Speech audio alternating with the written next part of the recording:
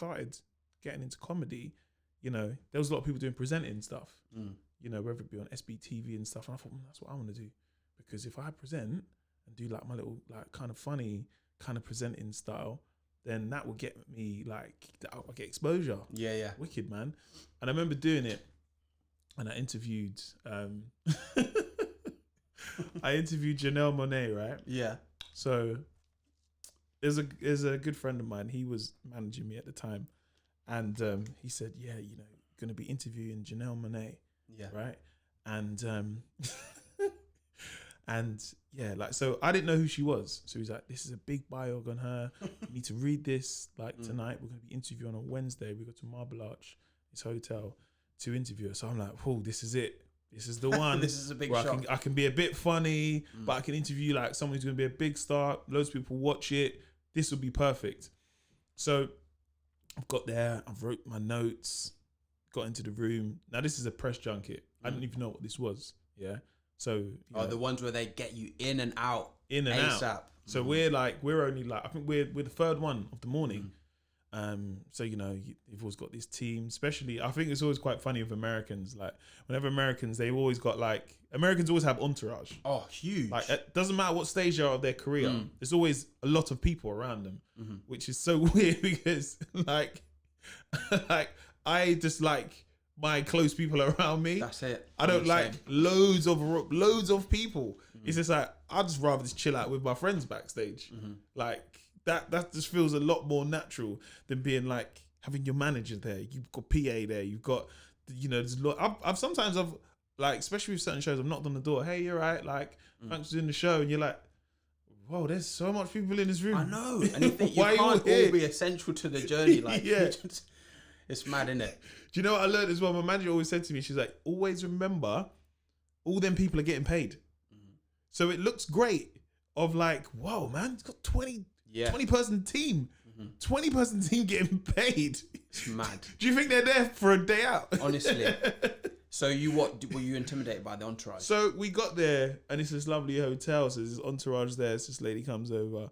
Hey there, how you doing? Okay, just gonna go in like 2 minutes. Janelle's just gonna have some water and then you'll be straight up. Cool. Didn't ask my name, nothing. So I'm like, I'm just going in dry basically in it. So I'm like, cool. Gone in there, sat down. Hey, you right? You okay? She's like, yeah, cool. She's lovely, like nice person. Started interview. So yeah, lovely to meet you, Janelle Monáe. And she was like, what? My name's Janelle Monáe, not Moe. And I was like, that's what I said. Oh God, that's the worst part because you didn't even get it wrong. Oh man. What did I say? Yeah. This is at the start. I've still got my quick fire questions to come up. So, iPhone or BlackBerry? X Factor or Britain's Got Talent? I don't know what Britain's Got Talent. Oh God, I know the feeling, bro. And I think for me, it's really good when you can kind of have things that don't go the direction that you thought it would, because then it leads you in another direction. So hearing your story of saying, you know, I was writing on the show, I wanted to be presented, and then it finished, leads you in the direction that you're in now. Yeah. But what I will say is, I have a story that probably will make you feel 10 times better about that. And is also, basically the top line of the story is, Zac Efron put me off ever being a stand-up. Why? So, Zac, okay, so he's from, what's Zac from again? High School Musical. Yes. And Baywatch. Yeah. Okay, so you remember this job I told you about, right? This where I was wanted to be the presenter. Yeah. Sometimes the presenters would have sick days, and by sick days I mean one of the presenters' little cousins shot him in the eye with a Nerf gun. So they needed. Yeah. I mean, he's fine. The eye's fine. But yeah. On that day, he couldn't go into the junket because, you know, having an eye patch when you meet Zac Efron is not like a career highlight. Yeah. But anyway, they said you can go and interview Zac Efron and Zendaya. So, you know, I hadn't dressed to do any kind of interview. So I was wearing these like trousers that had like grapes on them and stuff, which is not the way I wanted to present myself to Hollywood stars. But anyway, I said I'll do it.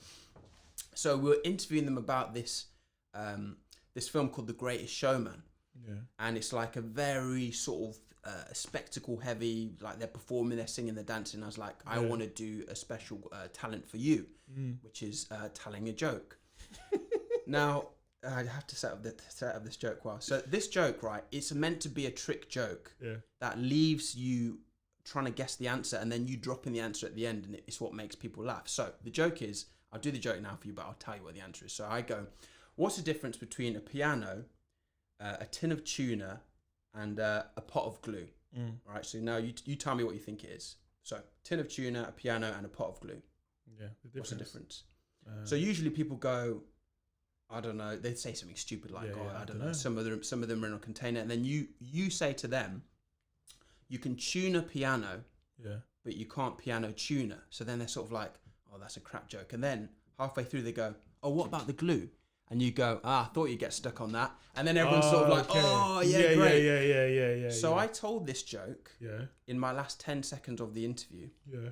So I said to Zac Efron, what's the difference between a tin of tuna, a pot of glue, and a piano? Yeah. And he was like, oh, I don't know, man. I was like, you can tune a piano, but you can't piano tune it. And they sort of just sat there.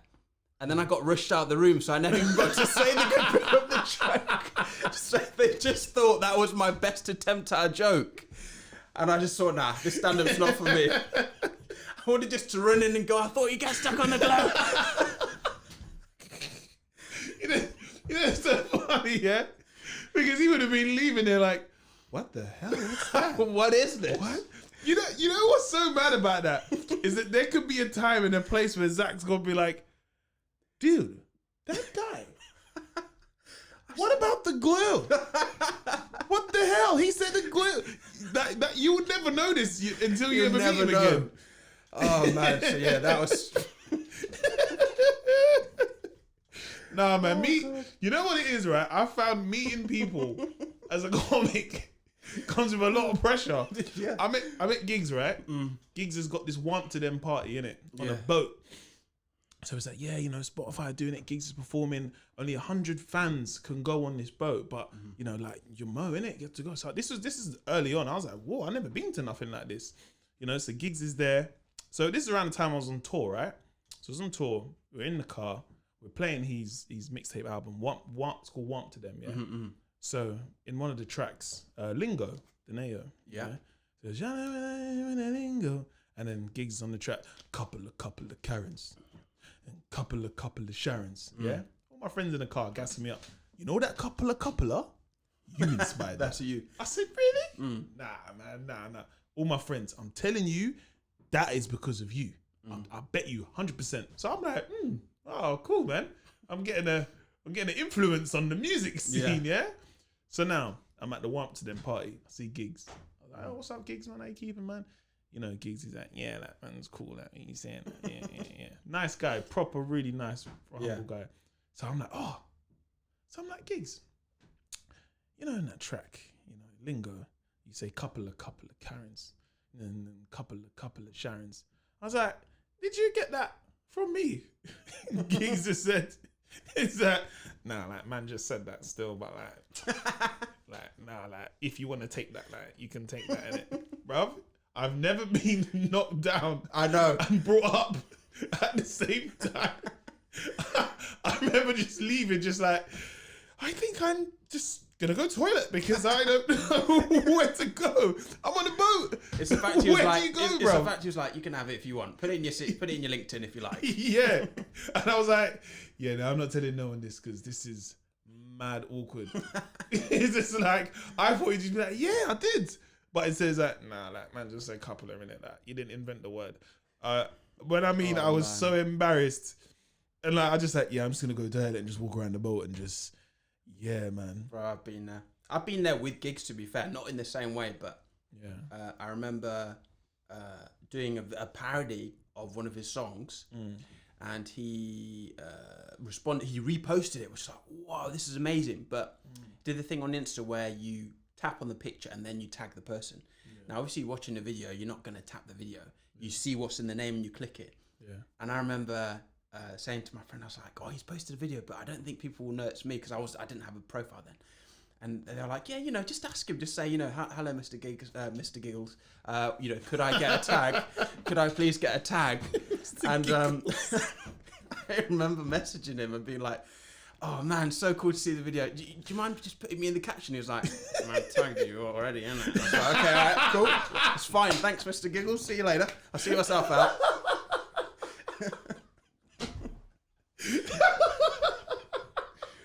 Oh, nah, God. man. My hand was lie, shaking when I was messaging. You're mad brave to say, I beg you put me in the caption. Yeah, I know. Oh, why did I do that? Oh, why did I do that? I ain't gonna lie, there's a couple of times where some people reposted videos. I'm like, well, you can't add me now. And I'm sitting there like, I would really like to say, can you add me? But I'm like, yeah, I don't know, man. I don't know. It's just gonna be even more awkward. And it's like, you know what? I'm just gonna take it down, innit? So yeah, that's what I was afraid. I was like, no, keep it up. It's great, really great. Loving the exposure.